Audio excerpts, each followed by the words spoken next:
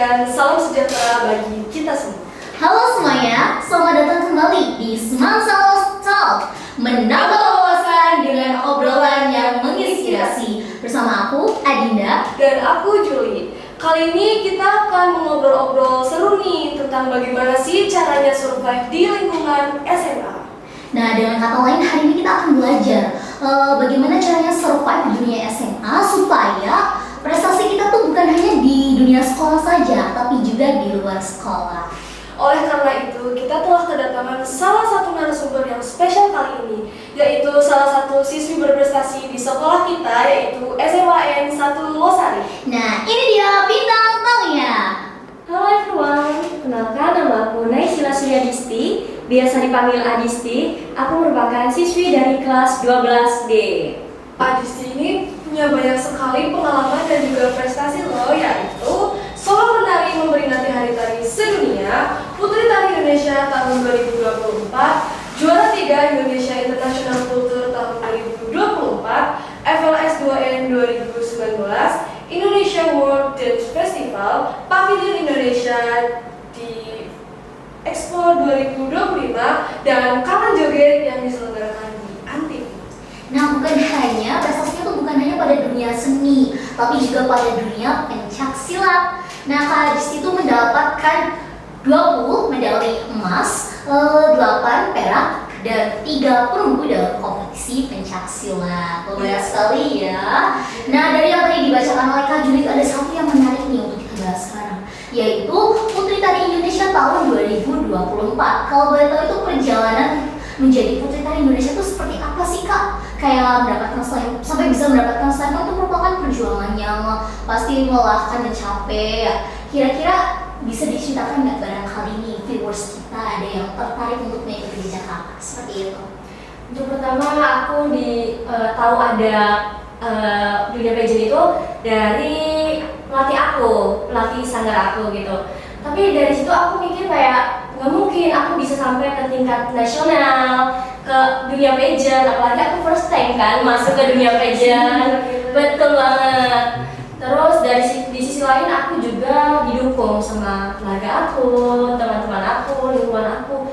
Dari situlah aku muncul kayak aku pasti bisa. Kalau orang lain bisa, nggak mungkin dong aku nggak bisa. Kenapa aku enggak? Nah, betul banget gitu. Jadi aku mutusin buat daftar dan ikut pemilihan Putra Putri Tari Indonesia gitu. Kalau perjuangan atau perjalanan hingga mendapatkan slam itu seperti apa? Kan pasti ada tahapan-tahapannya yang baru bisa menjadi Putri Tari Indonesia. Itu gimana? Untuk awalnya aku daftar, ngisi biodata, tinggi badan, dan lain sebagainya.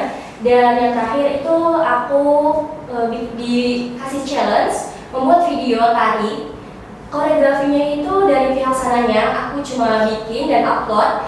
Nah, dari situ ada rintangan nih. Hamin satu mau bikin video, aku sakit, aku sampai dirawat gitu. Baru selesai sembuh, baru selesai sembuh, pulang dari rumah sakit, aku langsung besoknya bikin video, tag video di Cirebon. Aku upload dan alhamdulillah tanggal 17 Desember aku lolos sebagai Putra Putri Tari Indonesia untuk lanjut ke karantina di Jakarta. Nah, kalau proses karantina tuh gimana tuh sampai bisa lolos gitu, bisa mendapatkan slam? Untuk hari pertamanya, Ya, bisa semuanya ceritakan. Oke. Untuk hari pertamanya kegiatannya itu yang pertama sesi seremoni, yang kedua itu kelas make up. Habis kelas make up kita itu jadwalnya full banget. Istirahat paling kalau kita sholat. Habis kelas make up kita balik ke kamar masing-masing, kita siapin buat photoshoot. Di situ photoshoot kayak apalagi aku gimana ya, bukan apa namanya, kayak masih ragu untuk photoshoot karena itu posisinya rame banget, ragu banget buat pose ini, pose itu gitu, tapi bener banget. Abis photoshoot itu balik ke kamar buat ganti kostum, opening number dan ngenalin budaya dan pakai kebaya. Kebetulan aku pakai khas Cirebon, bawahnya pakai paksi nada lima gitu. Terus gimana lagi? Untuk hari lanjut ke malamnya, itu malamnya aku kegiatan persiapan latihan koreografi buat nanti grand final. Hari kedua itu aku apa ya? Aku lupa deh. lupa. Ingatnya aja yang ingatnya gitu. Hari kedua itu aku latihan kelas catwalk. Yang pertama, yang kedua itu ada materi dari hak asasi manusia dari Kementerian Kebudayaan Indonesia. Habis itu ada lanjut malamnya latihan koreografi lagi buat nanti grand final lagi. Yang dari ketiganya itu aku latihan apa? Aku lupa nih. Ya, itu seremoni, koreografi atau lain? Intinya pas hari ketiga itu aku ingatnya malamnya sih. Kalau pagi aku lupa gimana. Gak apa-apa. Gak apa nih. Lanjut aja. Malamnya itu ada unjuk bakat. Unjuk bakatnya kebetulan aku nari. Jadi unjuk bakatnya bebas, mau tradisional boleh, dance modern boleh. Kebetulan aku tradisional dance. Aku nari Gandari. Gandari itu Gandari Mahabharata, anak dari Subala. Yang matanya buta. Aku nari itu. Kenapa aku nari itu? Karena menurut aku Gandari kan buta karena kesetiaannya terhadap suaminya. Sedangkan aku buta itu karena mencari jati diri aku. Gitu. Makanya aku ambil narinya Gandari. Untuk hari ketiganya itu persiapan buat grand final. Nah, hari pertama, maaf. Untuk pagi aku pindah ke playground karena ramean. Main playground, habis senang-senang itu selesai main playground sama teman-teman karantina. Itu lanjut grand final malamnya. Nah, pas grand final aku beberapa menit aku opening number, heels aku tuh patah. Jadi kayak bingung banget. Untungnya dari kru Jawa Baratnya, kebetulan kan heels akunya di hotel ya. Kru Jawa Barat juga nggak ada perkiraan kalau heels aku bakal patah. Abis heels patah, detik-detik lagi, bentar lagi aku opening number. Untungnya heels aku dibawain sama kru Jawa Barat, dicariin kesana kemari, kayak nyari pengganti heels, kayak baik banget intinya. Kru dari Jabar, makasih banget semuanya. Habis itu aku selesaiin maju opening number, tari koreografi gitu sih. Itu panjang banget ya prosesnya, dan tentunya pasti penambah pengalaman sekali pastinya. Tidak semudah itu ya semuanya untuk bicara. Iya, dan ya alhamdulillah saya Naysila Suryadisi sebagai putra putri tari Indonesia Best Kebudayaan. Nah, dari banyaknya prestasi dari Kak Adisti ini tentunya ada proses di mana Kak Adisti itu mencari jati diri. Nah, tadi juga disebutkan ya, kenapa memilih tari Gandari. Betul banget. Nah, itu gimana sih prosesnya mencari jati diri Kak Adisti itu? Sebetulnya dari passion kita tuh sedikit susah ya. Aku ikut tari di kelas 3, aku ikut tari topeng. Hasil gol tentunya. Tari. Dan kelas 3 aku ikut tari topeng, kelas 4 aku out dari tari topeng. Aku pindah ke Pencaksilat sampai sekarang. Dan aku gabung lagi tari Jaipong pas kelas 10 kemarin. Iya betul banget, kelas 10 kemarin. Sampai sekarang aku ikut tari, aku di Pencaksilat gitu. Dan sekarang aku nemuin passion aku tuh di mana, letak aku sukanya tuh di mana. Sekarang ya aku suka Pencaksilat, aku suka tari gitu. Sempat ngerasa dilema nggak, bingung gitu kayak masa sih aku di sini, masa sih aku di situ, atau mungkin aku di sini. Pasti tentunya ada rasa di tahap seperti itu ya. Pernah merasa gitu? Pasti banget. Aku selalu merasa kayak gimana ya? Pas pertama aku ikut tari, kebetulan aku nggak bisa bener-bener biasa, wirama, wiraga, aku belum dapet. Aku bingung banget. Habis itu kan aku pindah ke Pencaksilat. Aku nemuin kalau passion aku tuh sebenarnya di Pencaksilat. Aku mikirnya gitu. Terus aku gabung lagi ke tari Jaipong di kelas 10. Dari situ aku nemuin passion. Sebenarnya bukan hanya di Pencaksilat loh passion aku, tapi aku juga bisa di seni tari. Dari situ aku mikir, yaudah kenapa nggak ikut dua-duanya aja nih, gitu. Bisa doang kenapa satu?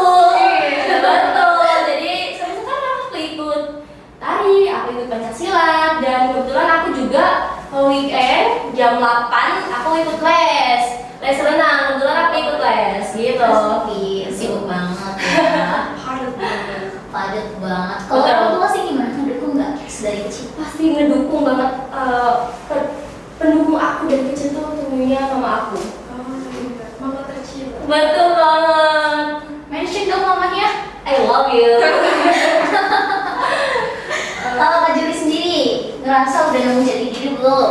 Kalau aku sendiri, sebelumnya aku kan memang belum nemu ya, masih bingung sebenarnya aku tuh jati dirinya di mana kan. Betul. Karena aku lihat teman-teman di sekitar aku tuh udah punya, dan aku ngerasa kayak, loh kok aku belum nemu. Nah, semakin lama aku coba cari-cari dan ternyata aku tuh kayak lumayan unggul di bidang tari modern atau dance. Oh, keren banget. Dan mulai setelah aku menemukan itu, aku mulai kembangin, aku mulai ikut ekstrakurikuler tari modern juga di sekolah aku. Terus di rumah juga aku sering melatih diri aku sendiri biar aku semakin jago. Betul. Kalau Kak Juli itu gimana nih? Udah nemuin passionnya belum nih? Kalau jujur hingga saat ini sih masih di tahap menyesuaikan dan mencoba lagi. Karena memang merasa bingung nih. Ada juga kesini, kadang kesini kayak tadi sih kan. Betul. Makanya tetap berusaha buat menjalani dua-duanya. Barangkali kedepannya, oh ternyata beneran di sini kayak gitu. Jadi ya mungkin di bakat aku tuh rasa aku ada di kemampuan logika seperti matematika gitu, dan juga di public speaker. Karena memang dari kecil tuh bisa dibilang udah berani banget tampil kayak di kantor. Waktu TK ibu aku tuh merasa kan TK tuh biasanya ketika ada anak teman kelasnya yang ulang tahun tuh dirayain di sekolah. Nah gurunya tuh kan biasa kayak, ayo siapa yang mau maju sini? Dan aku di situ selalu maju buat nyanyiin selamat ulang tahun. Kayak kalau disuruh maju tuh aku selalu maju. Sampai di tahap ibu aku tuh rasa gini, bilang kayak udah gak usah maju lagi. Sering banget maju kamu sampai di tahap begitu. Kayak udah gak usah maju lagi, udah kebanyakan maju kamu. Jadi ya merasa seperti itu, dan mungkin juga di tahap jadi pembawa acara juga merasa udah nyaman di situ karena memang dari kecil aku pertama kali jadi pembawa acara itu waktu TK. Aku bisa kelas dia tuh kelas A aku lupa, dan di situ benar-benar first time ya. First impressionnya tuh benar-benar takut. Di situ aku jadi pembawa acara pas perpisahan dan badan aku tuh gemeter semua. Pasti TK gemeter semua badan aku, dan sambil bacain pembaca pembawa acara tersebut tuh sambil kayak menangis.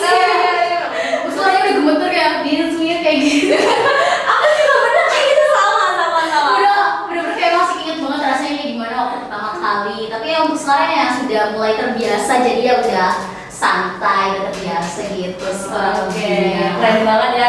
Karena memang prestasi kita tuh bukan hanya di non akademik, bukan hanya di akademik, kita juga bisa di non akademiknya. Betul. Gitu. Apalagi kata Teddy Kak Dinda lebih fokus ke lebih suka ke akademik. Iya. Kalau aku sama Teh Julia itu bagus ke non akademik gitu. Gitu. Oke, ini terus nah dengar-dengar nih ya Kak Adisti itu berprestasi juga loh di kelasnya. Dia masuk ke dalam 3 besar peringkat kelas. Keren banget kan? Nah kira-kira itu metode belajarnya gimana sih supaya bisa balance kan antara pendidikan di sekolahnya, di kelasnya yang dapat peringkat, tapi juga di luar sekolahnya juga aktif dan tentunya sibuk banget ya. Itu gimana sih cara manage waktu dan tenaganya, apalagi ditambah jadwal Kak Adisti itu padat banget gitu. Yang paling utama itu terutama itu sekolah ya menurut aku, karena sekolah itu nentuin kita tuh arahnya kemana gitu. Nah itu aku juga ikut sanggar. Aku ikut sanggar itu di hari Sabtu Minggu di jam 2 sampai sore. Untuk les renangnya aku pagi di jam 8 sampai jam 11. Habis itu kan aku beres-beres, aku istirahat sebentar, aku langsung berangkat les latihan nari gitu ke sanggar. Kalau untuk pencak silat aku di hari Kamis sama Jumat habis selesai sekolah aku langsung siap-siap buat latihan pencak silat. Ekstrakurikuler ya? Betul banget. Nah, di Semansa ada ekstrakurikuler pencak silat nih, barangkali nanti mau ada dede-dede gemas calon peserta di Semansa. Betul. Yang bakatnya masa di situ, yuk join di Merpati Putih Semansa. Kebetulan di Semansa juga bukan ada Pencak pencak silat doang loh. Banyak banget. Salah satunya itu ada apa aja Kak Dinda? Ada jurnalistik perjuangan, terus ada karya ilmiah remaja, paskibra, pramuka, PMR dan masih banyak lagi. Betul. Banyak kok. Jawab itu. Iya betul, jangan lupa join nih. Tuh, Aditya gimana nih? Pernah nggak sih kayak jadwalnya tuh bertabrakan banget gitu? Tentunya pernah, pasti. Sedikit cerita ya, dulu aku pas lomba silat, pas ulangan aku bentrok sama lomba silat. Aku ikut ulangan itu di sananya di pas lomba, aku ngerjain ulangan dulu. Abis itu aku baru tanding silat, kayak pusing banget, nggak bisa manage waktu, tapi berusaha untuk memanage waktu. Biar seimbang antara Betul semua. banget, gitu. Masih dilandasi sama rasa tanggung jawab nih kayak. Betul. Aku belajar, aku juga harus melaksanain kewajiban aku yaitu belajar. Tapi juga di sisi lain ada harus yang dilakukan, nggak apa-apa lakuin aja. Yang penting tanggung jawab kita kan seperti itu ya. Nah, jadi nih untuk sekarang lagi sibuk apa? Kan sebentar lagi nih mau lulus ya, kelas 12 tinggal berapa bulan lagi nih lulus. Nah tentunya udah mempersiapkan sesuatu nih. Kira-kira sekarang sibuk apa? Tengah sibuk apa dan ada nggak sih rencana kedepannya yang tengah direncanakan atau tengah sibuk merencanakan kedepannya? Atau gimana tuh? Kebetulan sekarang aku lagi sibuk ke latihan kayak TKA, nyiapin TKA, SNBT gitu kan. Aku paling belajar dulu sih untuk sementara waktu ini untuk nyiapin TKA. Kebetulan aku juga nggak ikut les TKA, aku kayak ya belajar tryout dari buku-buku aja gitu. Iya betul. Berarti ini TKA nanti November udah ada persiapan. Udah, tapi nggak tahu nanti hasilnya gimana, kita silakan aja yang di atas. Betul. Ya. Yang penting udah berusaha nih, urusan hasilnya yang mungkin sudah disediakan yang terbaik tentunya. Yang penting berusaha. Betul. Oke. Topik terakhir apa tuh? Tips dong. Tips dan cara sama aja sih. Tips untuk para viewers kita nih ataupun terutama adik-adik kelas kita. kelas 11 dan 10 barangkali masih mencoba untuk mencari jati diri ataupun ingin mengelola ataupun mengasah kemampuan potensi ada dalam diri mereka ataupun ingin untuk anak kelas 10 nih baru masuk pengen survive di dunia SMA. Bagaimana, ada tipsnya nggak nih? Tipsnya kata aku sih terus belajar sampai dapat hasil yang maksimal. Karena kalau kita nggak belajar, kalau kita nggak berjuang, itu pasti nyampe di situ-situ aja kan? Stuck. Betul banget. Jadi intinya terus belajar, cari passion kalian, tapi jangan lupa sama diri kalian gitu. Tetap jadi diri kalian masing-masing. Namun dengan versi yang terbaik. Betul banget, gitu sih paling. Oke, keren banget nih. Ada kata-kata terakhir nggak, pesan gitu kayak kata-kata hari ini gitu? Ada dong. buat teman-teman di luar sana, khususnya untuk sobat Smart Salos, intinya don't say you can before you try. Artinya kayak jangan katakan tidak bisa sebelum mencoba. Jatuh itu biasa, berani bangkit itu luar biasa. Wih. Oke, kesimpulan di episode kali ini tuh di dunia SMA tuh kita bukan tentang memilih antara nilai yang baik atau dengan menjadi seseorang yang aktif di sekolah dalam proses perjalanan kita di SMA. Namun karena apa? Jadi kita bukan hanya memilih nih antara nilai yang baik ataupun menjadi seseorang yang aktif, tapi kalau bisa dua-duanya kenapa enggak? Betul banget. Kita tuh harus balance seimbang dua-duanya seperti itu. Karena apa? Karena ketika kita lulus nanti, yang dibawa kita tuh bukan hanya rapor, Betul. tapi juga karakter, pengalaman dan relasi kita selama dalam proses perjalanan selama ini. Perjalanan tuh relasinya tentu penting seperti itu, kurang lebih kesimpulannya. Iya, mumpung masih muda ya, banyakin relasi. Banyakin nyoba hal baru. Betul. Jangan stuck di zona nyaman terus, kita Betul harus keluar dari banget. zona nyaman biar kita nemu apa sih sebenarnya kita bisa. Betul sekali. Apa lagi? Kayaknya udah deh. Udah deh. Oke. Segini saja terkait episode apa sih? Oke, hari ini setelah selesai hari ini, terima kasih yang telah menontonnya sampai selesai. Dan semoga di episode 2 ini kita dapat menambah wawasan kita dan juga menginspirasi kita semua seperti itu.